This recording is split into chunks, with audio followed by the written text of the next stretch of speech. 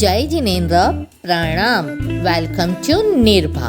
आज चैत्र कृष्ण अष्टमी गुजराती फागण वद आठम युगादि देव आदिनाथ दादा का जन्म एवं दीक्षा कल्याणक है। साथ ही आज की तिथि से ही प्रारंभ होता है जैन धर्म का सर्वोपरि तप वर्षी तप, जिसे संवत्सर तप भी कहा जाता है। जानते हैं वर्षी तप कब, कैसे और क्यों प्रारंभ हुआ। जैन धर्म में कर्मों को ही सर्वोपरि माना गया है। प्रत्येक आत्मा को अपने अच्छे बुरे कर्मों का फल भोगना ही पड़ता है। कर्म ने तीर्थंकरों को भी नहीं छोड़ा। तीर्थंकरों को भी जाने अनजाने किए गए कर्म भोगने ही पड़े हैं। जैन धर्म का एक अति महत्वपूर्ण तप वर्षी तप, जिसे संवत्सर तप भी कहते हैं।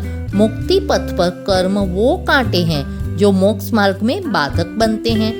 इसलिए वर्षी तप कोई सिद्धि प्राप्त करने के लिए नहीं किया जाता, किंतु कर्मों की निर्जरा कर यानी कर्म खपाकर मोक्ष प्राप्त करने के लिए किया जाता है। वर्षी तप का आरंभ युगादि देव आदिनाथ दादा द्वारा पूर्व भव में अनजाने में किए गए कर्म के फलस्वरूप हुआ है। वर्षी तप पूरे 400 दिनों तक चलता है। सर्वार्थ सिद्धि अनुत्तर विमान में जीवन काल पूर्ण होने पर आदिनाथ ऋषभदेव दादा की आत्मा ने 13वें भव में क्रोड़ी पूर्व वर्ष इस अवसर्पणी के तीसरे आरे में अंतिम कुलकर नाभि राजा की रानी मरुदेवा की कुक्षी से फागण वद आठम को भरत क्षेत्र के अयोध्या में जन्म लिया। प्रभु की आयु 84 लाख वर्ष पूर्व थी। देह की ऊंचाई 500 धनुष्य थी एवं वर्ण स्वर्णमय था। ऋषभ कुमार जब राजा बने तब उन्होंने लोगों को सभी प्रकार का ज्ञान, जीवन जीने की कला, सही गलत का फर्क, कर्म बंधन से मुक्ति का उपाय समझाया। किंतु कहा जाता है कि कर्म कभी पीछा नहीं छोड़ते।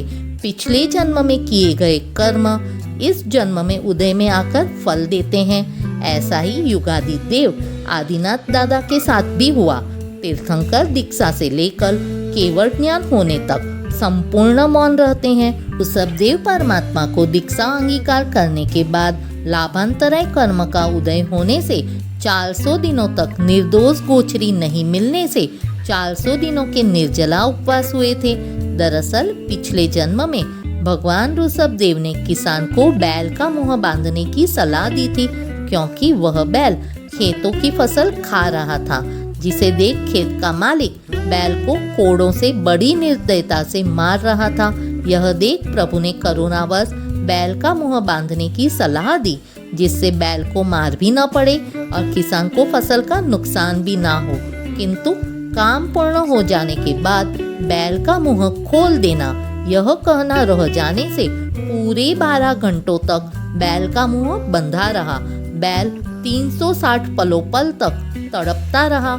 उस बैल ने 360 से अधिक आहें भरी यानी पीड़ा से कहराया। प्रभु का करुणा भाव होते हुए भी उस बैल की वेदना के लिए परमात्मा कारणभूत बने और प्रभु का अंतराय कर्म का बंद हुआ, जो प्रभु के दीक्षा के दिन ही उदय में आया।